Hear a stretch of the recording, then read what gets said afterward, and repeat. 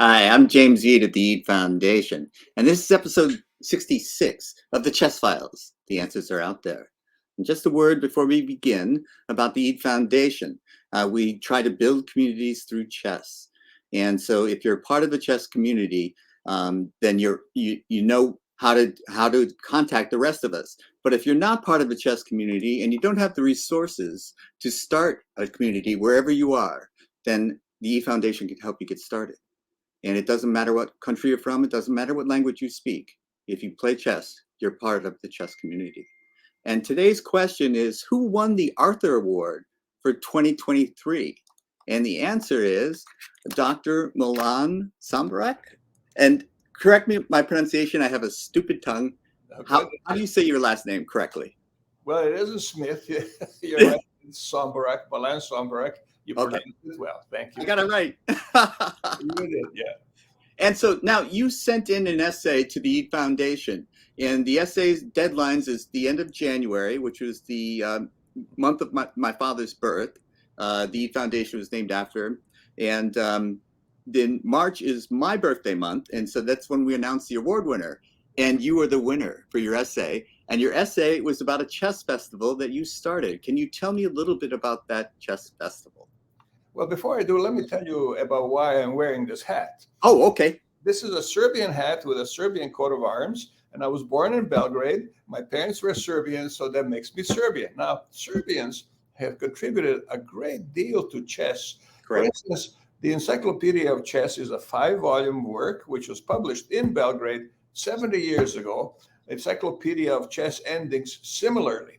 And so the Encyclopedia of Chess openings and endings as well has about 30 contributors. Not surprisingly, most of them come from Russia.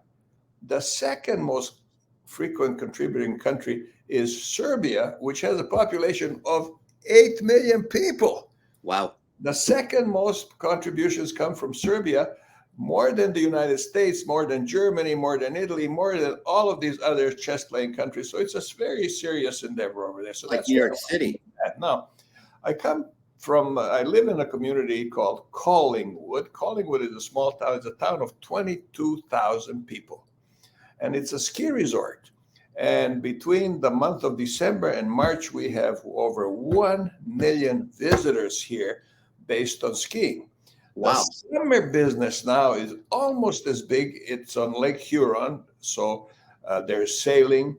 We have more than 200 miles of biking trails. And Collinwood has, for a population of 20,000, 22,000 people, over 100 restaurants. Wow. The liquor store in Collinwood is the second most profitable in Ontario, except in the month of December when it's number one. Yeah. And the St. Bernards have got all those little rum things that they're taking to the skiers. So what Collingwood could use, my wife and I figured that Collingwood could use a chess festival. Yes. So on the first weekend in May, we held it last year, our first one, but it'll be an annual one. And my wife and I are prepared to spend $60,000 to make that an annual event. So this year we're going to have our second annual chess festival, and we want to be known as the chess capital of Canada. Now, any community can call itself the capital of anything of Canada, capital of anything in the world. So to make our claim legitimate is we need to have a prize fund that's greater than the biggest prize fund in Canada today. And the biggest chess prize in Canada today is $50,000. So once we raise enough money to exceed that fund, then we will be able to call ourselves legitimately the chess capital of Canada. And the money that we got from the Arthur Award that we got from you, where the money is very useful, the legitimacy that it confers on our chess festival is just as useful. So now I noticed that the Yeat Foundation has a presence in so many countries. Bhutan. Who ever heard of Bhutan? Most people never heard of it. And in African countries and in Asian countries and everywhere except in Canada. Now we'll help you have a presence in Canada as well. by starting Yes. regular Collingwood Chess Festival, which will be an annual event. And I noticed that in some of these places where you have a presence, they've built a building for chess. Yes. Buildings will have a roof that leaks. They will need attention. And so it's probably more useful to use existing buildings. So our public library in Collingwood has been very supportive. And we can use the public library for chess meetings.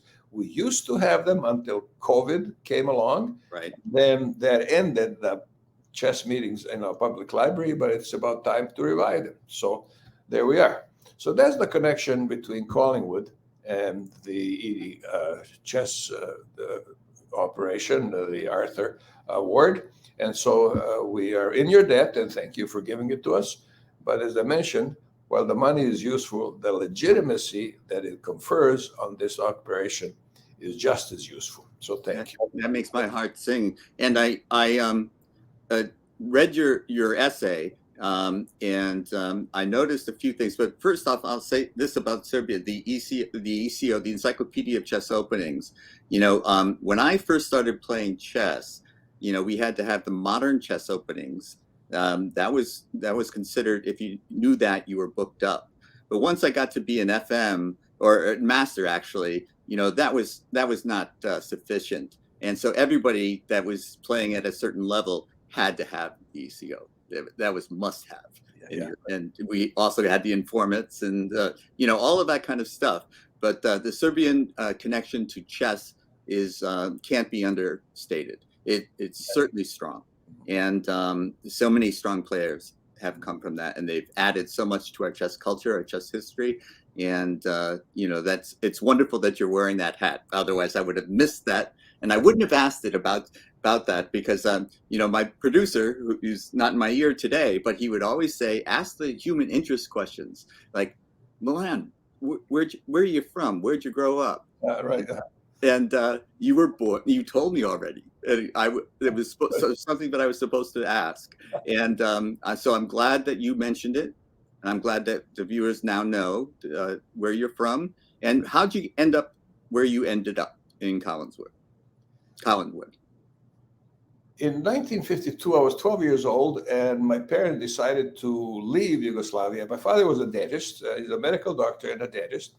And he spoke out of turn somewhere to somebody there in Yugoslavia. So they sent him to the Yugoslav equivalent of Siberia, where he practiced dentistry, but we didn't see him for over a year.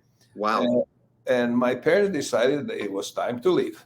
So they bribed the right people to be able to get out of the country. Right? And so, in the essay that I sent to you, I mentioned to you, the Germans during the Second World War had about 10 to 12 different types of camps. They had the renowned, notorious extermination camps like Auschwitz and Bergen-Belsen and Mauthausen and others like that. But they also had camps for officers from Allied officers. So my father was one of those. So he wound up in one of these camps, which was, of course, full of Serbians.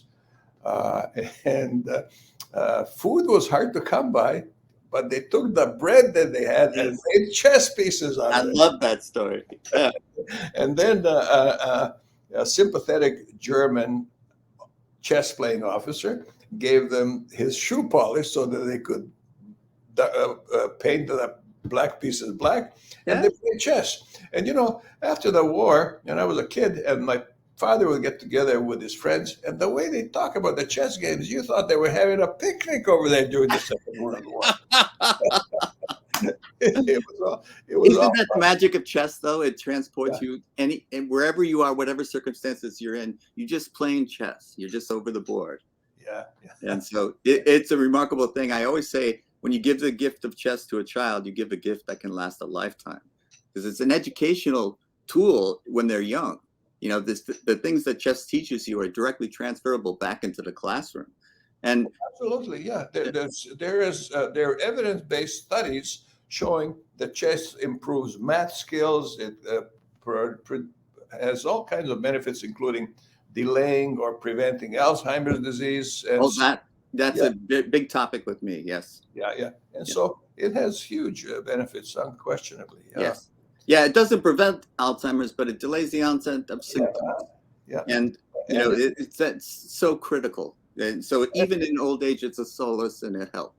And yeah, yeah, and it improves reasoning abilities and thinking and planning, and the list is a long one. yes. But Even that, the ability to sit still and think, which children don't naturally have. Sometimes they want to be active, but to be able to sit still and think is a skill set that they learn by playing did chess. you ever hear me say, James, and I'm not alone in this almost for sure, that I wouldn't mind spending a year in jail if there was another chess player there with me? I haven't heard that, but I know what you mean. It can take you out of whatever environment you're in. You're transported into the chess world. And so also you mentioned you mentioned your father, and you mentioned that little story in your essay, which I got a big kick out of. But he taught you chess, right? Yes, you did. Yeah, Yeah. chess. Yeah. Yeah, we have that in common too, because my father, who passed away, I started the foundation right after his death, and he taught me chess, and all the gifts that I was given through chess, I owe to him. Because when I started to beat him, and after dinner we would play chess, and when I started to win, he was teaching at North Adams State College, and he had a math professor that was his colleague who was a Class B player. And so he had him come over and pick me up and take me to the college chess club, because he said, "Get away from me. Play these guys." Yeah, many of our schools in Ontario have chess clubs for students. Yes. And do you know the name Geza Fuster by any chance? No, I don't think I He's do. an international master. You probably know the name Pal Benko. Oh yes. Pal Benko and Geza Fuster were friends. Benko has an opening named after him. Oh yes. They tried to escape from Hungary. I think it was in 1956. And Benko was captured and spent a year or more in jail, from which he escaped. But Fuster made it, and he came to Toronto. And he was the Ontario chess champion and the Toronto chess champion many, many times, but he was Hungarian. And my father's original language, even though he was Serbian, was Hungarian.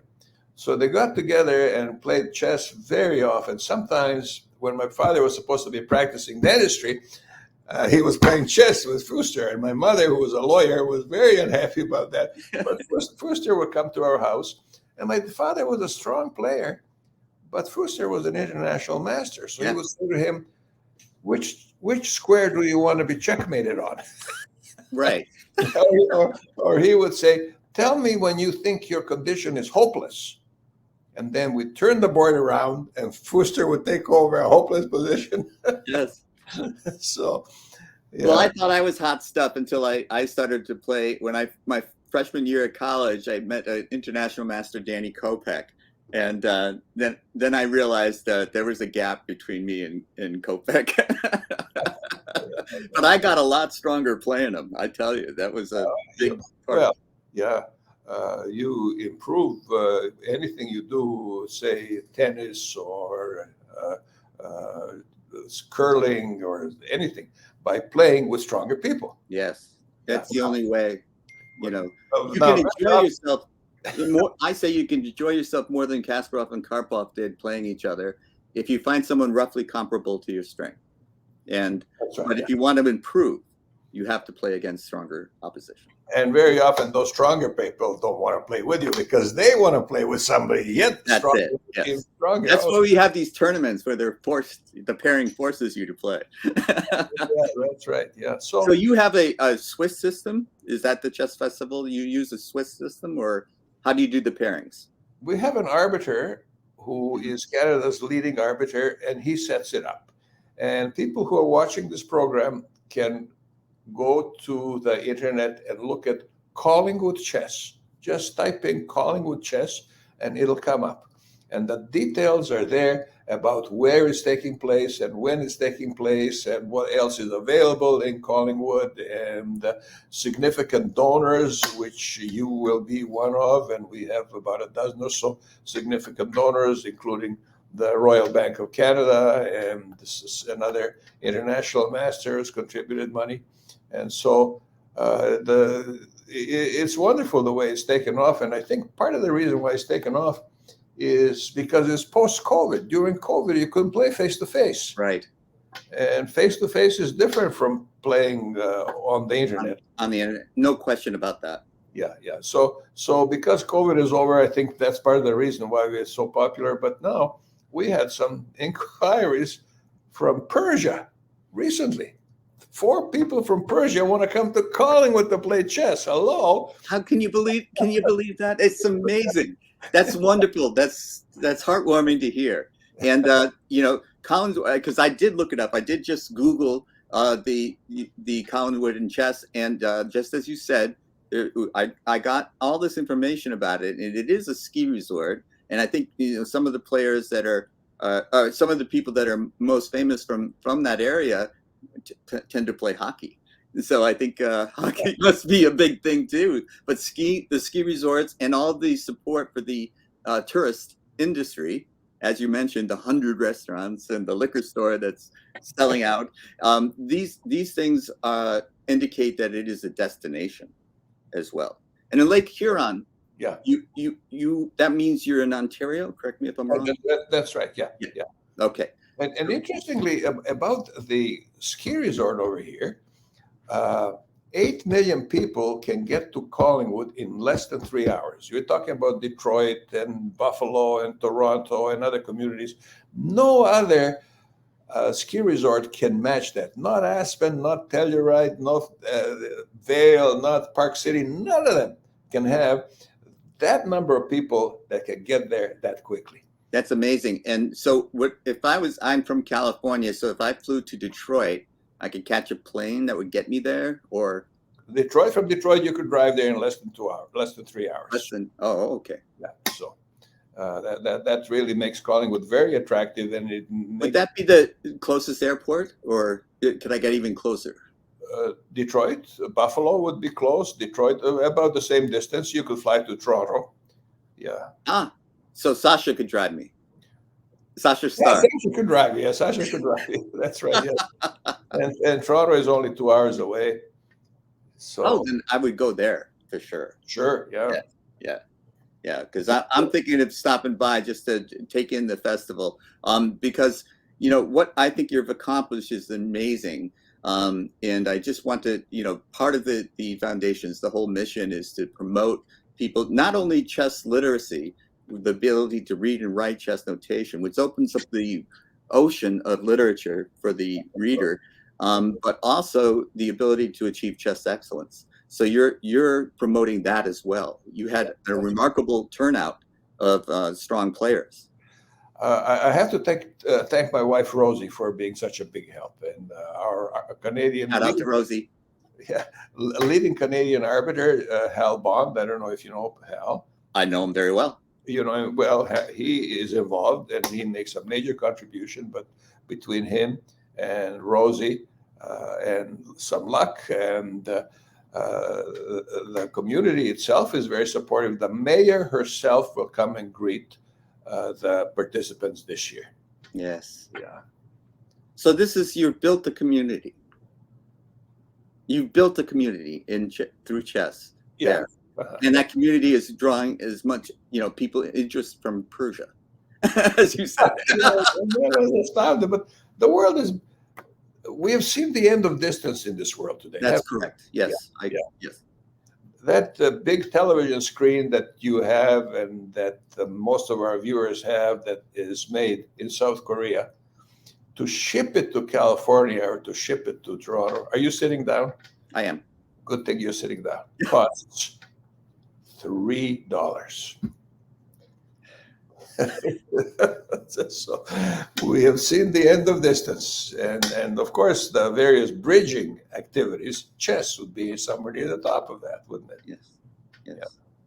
Yes. And again, it doesn't matter what language you speak, what country you're from. When you play chess, you're just part of the chess community, and that's one of the things that I've always admired about it, is that you can come from all over and you're playing the same game and you're speaking the same language over the chessboard. You know why that is, James? It's because chess uses symbols. Say the numbers from 1 to 10. 1 to 9 plus 0 are numbers that anybody in the world can read in his own language. Yes. So you see these numbers because they're symbols and they can be read in any language. Similarly, music, for example, music notation, any musician can read it, even though they don't speak the same language. So you bring a group of musicians together who can't speak to each other because they're from different countries, but they can read that sheet of music. It's a symbol. Yes. Chess notation is symbolic, made up of symbolism. And so there's a lot to be said for that. We could talk a lot about that, but as an example, those numbers 1 to 9, which everybody on the planet reads, everybody on the planet who plays music can read the same notes and can play chess, even though they don't speak the same language. Yeah. Yes, and the correlation between chess and music is something that, that I think it was Tarrasch, who's a great grandmaster, who once said that chess, like music, has the power to make people happy. And well, I played the violin as an amateur, uh-huh. and I have a string quartet, and I played in 5 orchestras, and so there's what they call a green room. That's where the timpanist, when he's not playing, sits with some other musician who is not playing. Every green room has a chess set in it. Every green room that I've seen, yeah. So, and the thing that I was into jazz music. My dad was into jazz music, so I was not as much into it as he was. But I found that all the jazz musicians like chess. There's just some sort of beat to chess that they pick up on, and they like. You move, I move, you move, I move, and then I make a move that you don't expect, and it goes in a different direction. So you only have a child genius in chess, music, and mathematics. Yes. There's no child genius in history or in geography, anything. Samuel Reshevsky, at age 8, took on 20 master level players and defeated them all. A child genius at age 8. Yeah, and Capablanca was the same way. He learned by watching his dad play his uncle, and all of a sudden he knew, hey, he started correcting them. At our first annual chess festival, I was defeated by an 8-year-old. Yeah, an 8-year-old. I was older than his parents were. He could have been my grandson. Yeah, 8-year-old. So. Child genius. Yeah. It's amazing because I remember a friend of mine who's roughly my strength. He's an FM as well.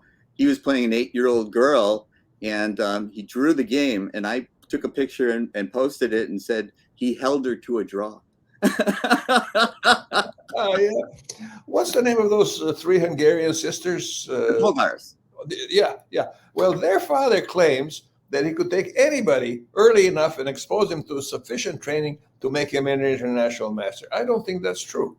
I think they have to be born with the skill in the first place and then polish it. So he can take somebody with that gift and polish it to a very high standard. Yes. But you can't just by practice gain a level of 2,000 ELO points, can you?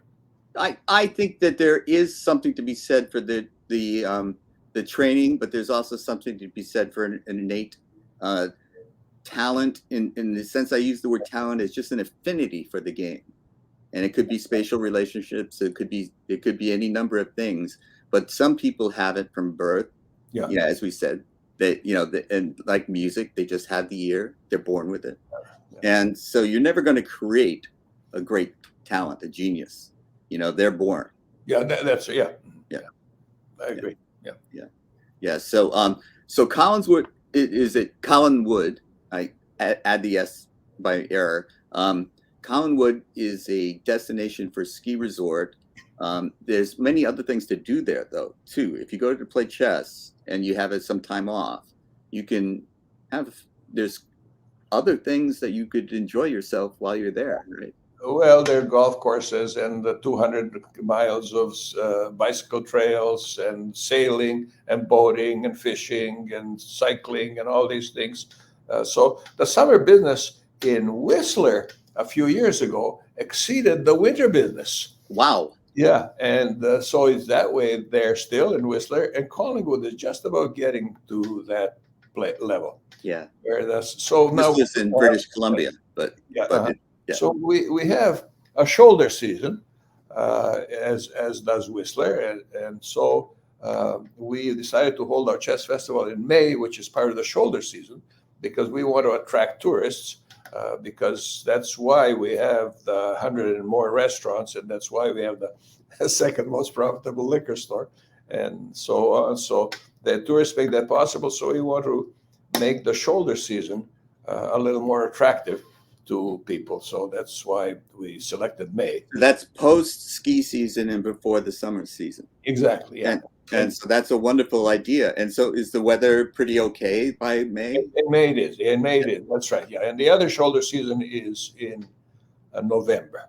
Uh-huh. Very, very unattractive. So somewhere down the road, we might hold that chess festival twice a year. Right. Yeah. Dream big. Yeah. Well, you're off to a tremendous start. And, you run it 2 years, you can call it an annual. But yeah, I'm expecting you to keep it going. And you're putting a organization in place to make sure that happens. But thank you for your support, James. Yeah. It's my pleasure. And it's my pleasure to talk to you. And I always ask, is there something that I forgot to ask you that you wanted to share? Oh, I did want to ask you about the caves. I read, doing my intensive preparation for this interview, I thought that I read about caves. There's like 200 caves that you could explore right around your area. Oh, caves.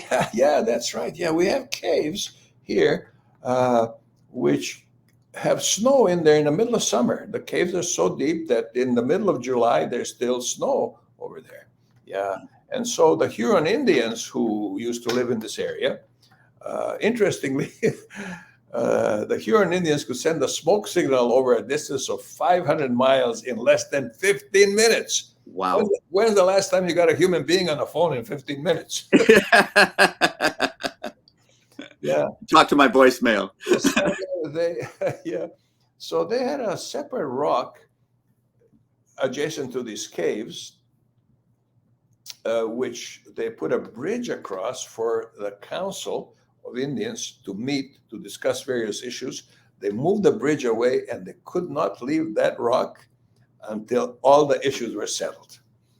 Why don't we need that today? We need that today. I was going to say, why can't we have that? Why can't we have that in Congress and in Parliament in Canada? Yeah. Absolutely. Yeah. That's. I think that. Well, I won't get started on that because that's another show. But I want to congratulate you again for all you're doing for chess. It's wonderful to learn about your history, how you got started, and the connection that we have with our fathers and how they passed the game on to us, and how we're passing it on to our children. Yeah. And we're passing it on to another generations. Yeah, so that's how it works, in my opinion. And it was wonderful to have you on as guest. And is there anything that I should have asked you or forgot to ask you that you should say? Or is there anything you want to say? I'll probably think of it as soon as we say goodbye to each other. Okay. All right. Then I will say goodbye. And thank you again for being on. Thank you. Thanks for your support, James. Okay.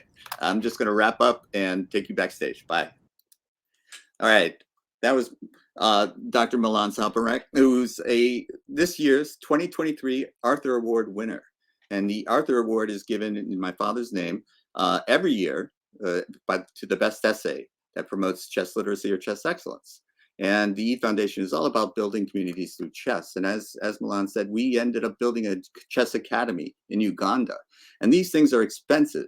And, we are not unlimited in our resources. So if your donations, you go to efoundation.com and donate to help us help them. I would very much appreciate that. So thank you for watching episode 36 of the Chess Files. The answers are out there.